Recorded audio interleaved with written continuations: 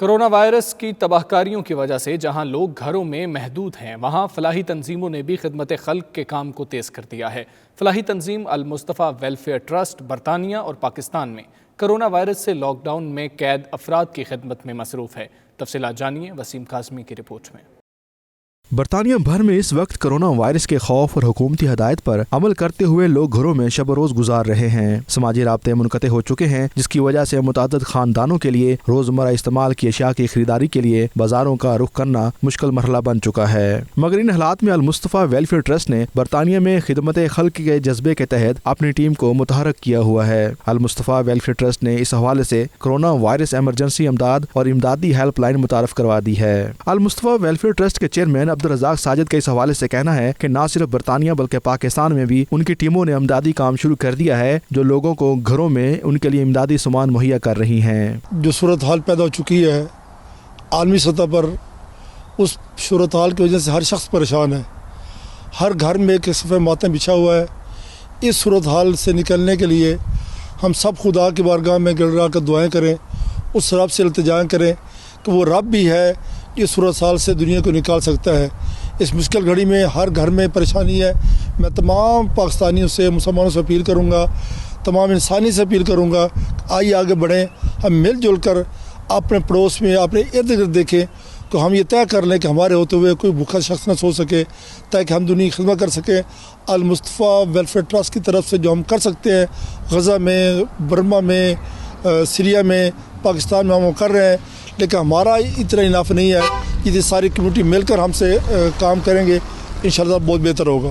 اس موقع پر عبدالرزاق ساجد کا کہنا تھا کہ اس عالمی وبا میں بلا تفریق ہم کو ہنگامی بنیادوں پر فلاحی کام تیز کرنے کی اشد ضرورت ہے۔ دنیا بھر میں اس وقت لاک ڈاؤن کا سماں ہے، ہم جہاں تک ہو سکے مالی، اخلاقی اور سماجی امداد کے لیے ہمہ وقت تیار ہیں۔ Waseem Kazmi, 92 news, London.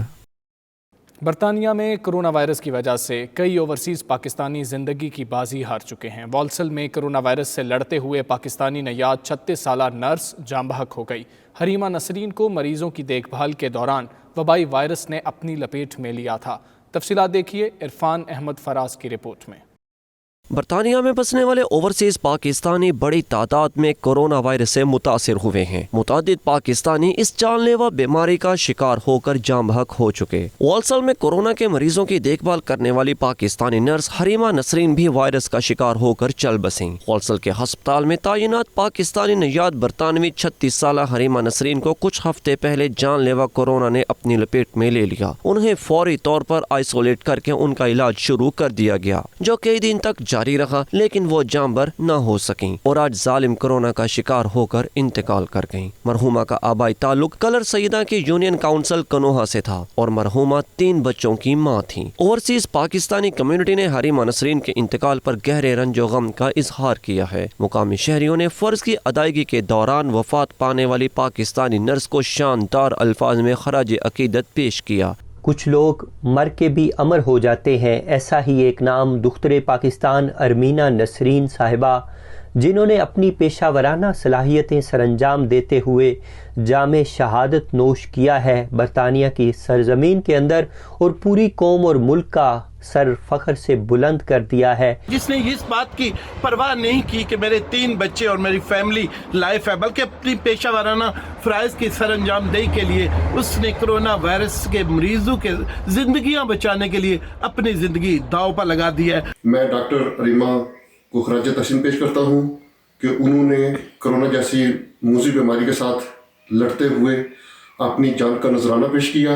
میں اس بہادر خاتون کو والسل کی تمام کمیونٹی کی جانب سے خراج تحسین پیش کرتا ہوں۔ دوسروں کی خدمت کرتے ہوئے دوسرے لوگوں کی جان بچاتے ہوئے اپنی جان قربان کر دی ہے۔ اللہ تعالیٰ انہیں جنت الفردوس میں اعلیٰ مقام عطا فرمائے۔ ارمینہ نسرین کو خراج عقیدت پیش کرتا ہوں کہ وہ کورونا وائرس سے متاثرہ مریض جو ہیں ان کی دیکھ بھال کرتے ہوئے خود جو ہے وہ کورونا وائرس جیسے موذی وائرس کا شکار ہوئی اور آج زندگی اور موت کی کشمکش میں رہنے کے بعد खालक की हकीकी से जा मिली। برطانیہ میں پاکستانی کمیونٹی اس مشکل گھڑی میں مثبت کردار ادا کر رہی ہے۔ نوٹنگھم میں پاکستانی ڈرائیورز، مقامی ڈاکٹرز، نرسز اور دیگر سٹاف کو مفت سفری سہولیات فراہم کر رہے ہیں۔ West Midlands police crime commissioner mister Jameson نے جنازے کے اجتماع میں شرکت کرنے والے لیبر پارٹی کے رکن پارلیمنٹ طاہر علی کو لاک ڈاؤن کی خلاف ورزی کرنے پر کڑی تنقید کا نشانہ بنایا ہے۔ ایم پی طاہر علی کا کہنا ہے وہ جنازے میں شرکت کے لیے نہیں بلکہ حکومتی اقدامات پر عمل درآمد کا جائزہ لینے گئے تھے۔ اصل حقیقت کیا ہے جانتے ہیں عابد کاظمی کی رپورٹ میں۔ West Midlands police and crime commissioner mister Jameson نے ایم پی طاہر علی کو کڑی تنقید کا نشانہ بناتے ہوئے کہا کہ انہوں نے جنازے میں ہجوم کے ساتھ شرکت کرنے پر لاک ڈاؤن کی خلاف ورزی کی ہے۔ ایک ایم پی کو مشکل وقت میں عوام کو محفوظ بنانے میں اپنا کردار ادا کرنا چاہیے تھا۔ نہ صرف ایم پی طاہر علی نے اپنی جان خطرے میں ڈالی بلکہ وہ پولیس کے کام کو بھی متاثر کر رہے ہیں۔ مسٹر جیمسن کا کہنا تھا کہ ایم پی طاہر علی کو مشکل وقت میں لوگوں کے لیے رول ماڈل بننا چاہیے۔ مقامی میڈیا میں پولیس کمشنر کے بیانات سامنے آنے کے بعد ایم پی طاہر علی نے وضاحت کی ہے کہ وہ جنازے میں شرکت کے لیے نہیں بلکہ حکومتی اقدامات پر عملداری کا جائزہ لینے گئے تھے۔ ایم پی طاہر علی نے 92 نیوز سے ٹیلی فونک گفتگو کرتے ہوئے کہا کہ کمیونٹی نے انہیں شکایت کی ہے کہ بریڈ فورڈ میں 20 آدمی، سینڈویل میں 15 اور برمنگھم میں صرف 6 آدمیوں کو ہی جمع ہونے کی کیوں اجازت ہے۔ وہ اس فرق کا ذاتی مشاہدہ کرنے کے لیے جنازے میں گئے تھے۔ زیادہ آدمی دیکھ کر وہ فوری طور پر واپس آ گئے۔ انہوں نے لاک ڈاؤن کی خلاف ورزی نہیں کی۔ دوسری جانب پولیس نے تصدیق کی ہے کہ انہیں بہت زیادہ ہجوم کی اطلاع دی گئی تھی لیکن جب وہ پہنچے تو وہاں پر خاندان کے صرف 15 افراد رہ گئے تھے جنہوں نے سماجی فاصلے کے قوانین کو برقرار رکھا جس پر کوئی قانونی کارروائی عمل میں نہیں لائی گئی۔ کووڈ-19 پابندیوں کے تحت اب شہر میں کسی بھی جنازے میں صرف 6 قریبی خاندان کے افراد ہی شرکت کر سکیں گے۔ رپورٹنگ ٹیم کے ہمراہ Abid Kazmi, 92 news, Birmingham. News studio سے فی الوقت اتنا ہی۔